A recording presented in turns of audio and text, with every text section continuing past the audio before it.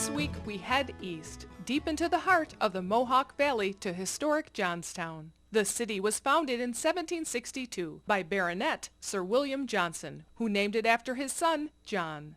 Sir William Johnson was a major general in the British forces and superintendent of Indian affairs.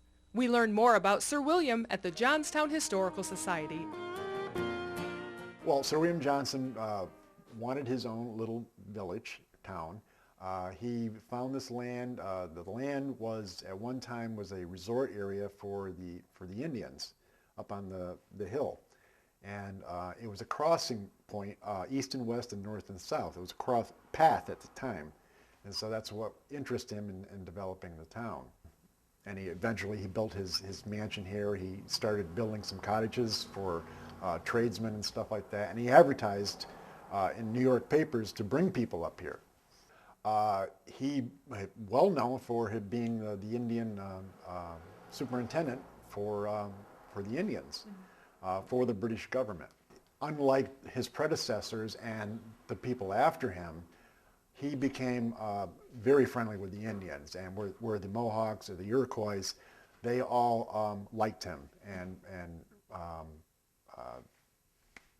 you know, believed in what he said, and Sir William would do what the British government didn't understand, which was gifting with the Indians, and he would supply them with blankets and trinkets and all that stuff, and that was part of the politics of dealing with the Indians, and he understood that because he lived with the Indians. After Johnson had passed away, and after the American Revolution, one of the first trades that started a whole booming trade was glove making.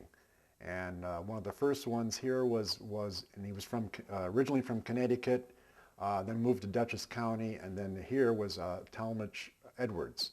And he developed right up the street out of his home a mitten shop. And from there on, the glove and leather industry started becoming one of the big businesses for this area. The Historical Society there's a lot of things in the Historical Society that you wouldn't read in a history book. It's about Johnstown. It's about people of Johnstown, good people, bad people. There's important people like Elizabeth Cady Stanton. This room is the Elizabeth Cady Stanton room. Other rooms is the leather industry, the glove industry, the Civil War, the Revolutionary War period, and anybody we had a Dr. Hessick that was here, that was just a hometown doctor. You wouldn't know him outside of this area, but people around Johnstown would.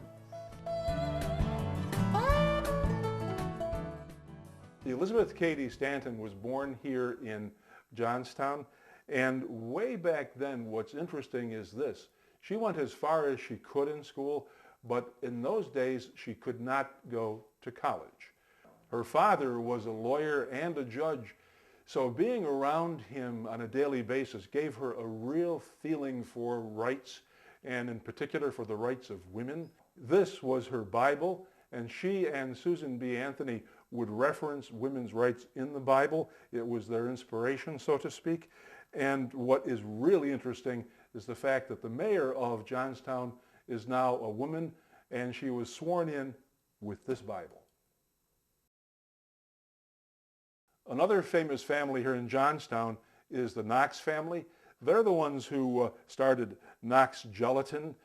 I've always wondered, looking at these boxes for years, why there's a cow on the front of the box. That's because gelatin is made from cows' hooves. You knew everything and told me what was right.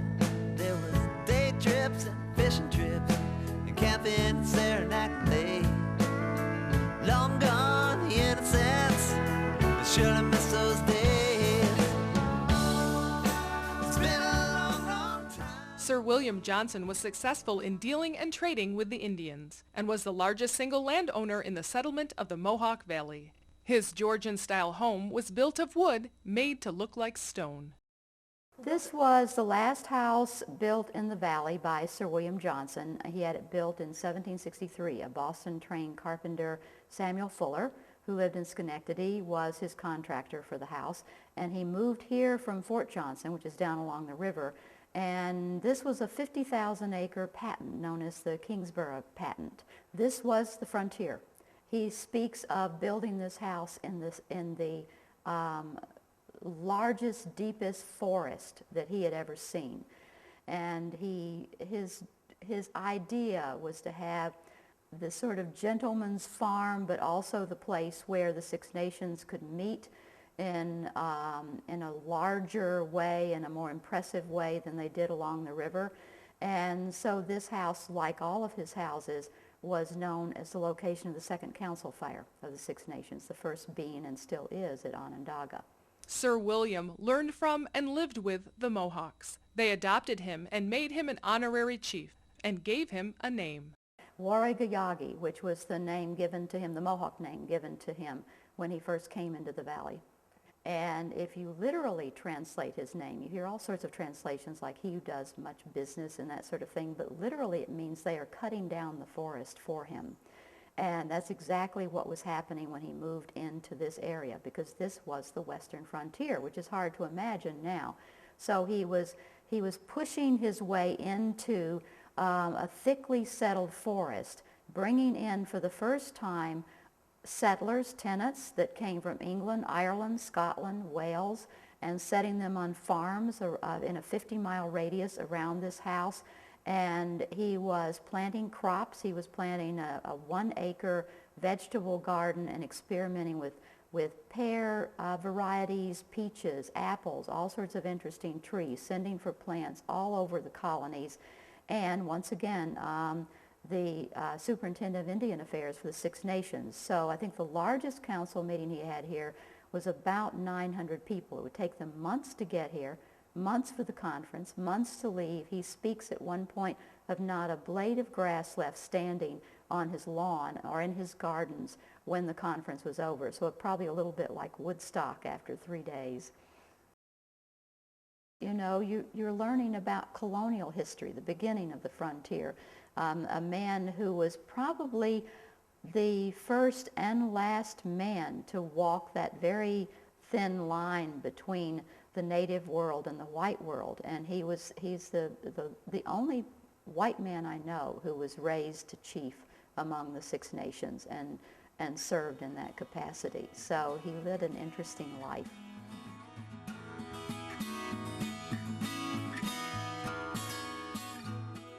If you are a Revolutionary War buff, be sure to come here to Johnson Hall. And while you're here, be sure also to find out why there are these great big chunks taken out of the banister. Johnson Hall opens for the season on May 1st, but groups can call Wanda Birch to arrange a special tour. Call 518-762-8712.